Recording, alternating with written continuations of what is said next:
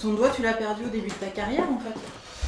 Bah, ça faisait 5 ans que je naviguais. Et ça t'a pas donné envie d'arrêter? Bon, non, bon, tu sais, je venais de couler 9 mois avant. En 2015, j'ai été longtemps à terre. 2015? Sur quel bateau t'as coulé? Saint-Antoine de Padoue, le 3 janvier. Et après, bah, le temps de retrouver un bateau, Tout l'équipage a coulé? Ouais, bah, on était 3, l'armateur était à terre et le vieux était de vacances. Heureusement, parce que... Vous avez réussi à vous en sortir Bah, tous? rapidement, oui, on a peu de la chance, on va dire. Non, on avait tous fini en plus. Non, on était tous en passerelle.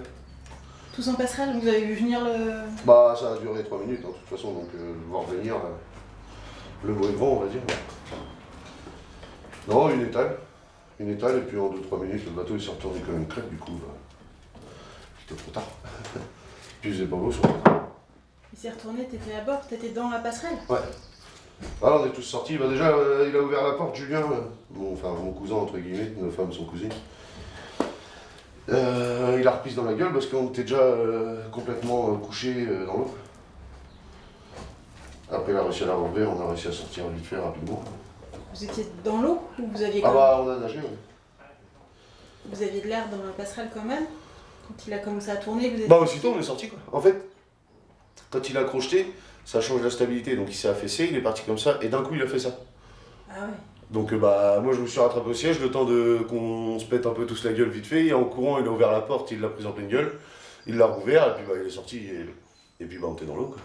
Et dès qu'il a crocheté, vous avez compris que ça allait se passer comme ça? Bah C'était non, déjà non, arrivé, mais bah non parce qu'en plus ça faisait 3 jours qu'on l'a fait, cette croche là, on travaillait dessus. Alors. Ah oui. Et il faisait pas ça. Il y avait de la mer, il y avait du... Bah il y avait 8 à 9 ouais, sur Ah un oui, 13 d'accord. mètres. Ouais. Donc c'était un peu rock'n'roll on va dire. Donc t'es resté dans l'eau... Bon, un quart d'heure quoi, le temps de nager jusqu'au bombard parce que le bombard il était parti. Le bombard, il s'est déclenché tout seul? Presque ouais, au bout d'un quart d'heure. Ouais. Bah on est resté un quart d'heure dans l'eau, le temps de rejoindre le bombard. Puis quand on est arrivé dessus, il s'est ouvert. Ouais. Tu te souviens à quoi t'as pensé? Ouais, à mon fils. Comment il s'appelle? Charlie. Charlie. Tu lui as raconté? Bon bah maintenant il sait, oui, il est grand, il sait maintenant. Ouais, et c'est là que t'as trouvé la force, en pensant à ton fils? Bon, de toute façon la force, après une fois qu'on attend dans le bombard, ça reste psychologique. Hein. Bon, t'as pris un bain en plein mois de janvier? Ouais, puis en plus j'étais en t-shirt. Ouais. Il faisait bien froid. J'aurais peut-être pas passé la nuit, moi. Pourtant je suis pas frileux, mais là... Donc c'est d'autres bateaux qui ont donné l'alerte? Non, ça se donne automatiquement les alertes. D'accord. C'est des... Bah maintenant avec la Solas, là, leur truc de survie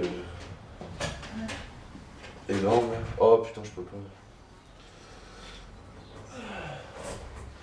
Tous les machins, du coup il y avait un bateau pas loin qui est venu, un cargo qui est venu, qui a mis un petit bateau en plastique à l'eau pour nous tenir, parce que sinon on est arrivé. Ah oui. Puis bon, dans la mer de la Manche, en moyenne, en 1 heure, on est sauvé, nous l'hélicoptère, il est arrivé rapidement. Ouais. Heureusement d'ailleurs. T'as eu des séquelles de ce... Bah, psychologiquement, oui. Après, non. Ouais, t'as... Il n'y a rien de physique, hein. Il y a rien de physique. Mais par contre, psychologiquement, il y a des moments où ça marque un peu, quoi. Des fois, ça rappelle des mauvais souvenirs. Et puis, disons que les 5 premiers jours, je n'ai pas beaucoup causé, quoi. Ouais. J'étais plus à la fenêtre de la cuisine, club sur club, en train de réfléchir à ce qui aurait pu se passer que... Et vous en êtes tous sortis, quoi. Ouais, bah, le vieux il était de vacances, heureusement, parce qu'en plus, il était très portant. Alors du coup, pour qu'il passe dans la trappe, il aura été couché en plus. Ouais, c'est ça.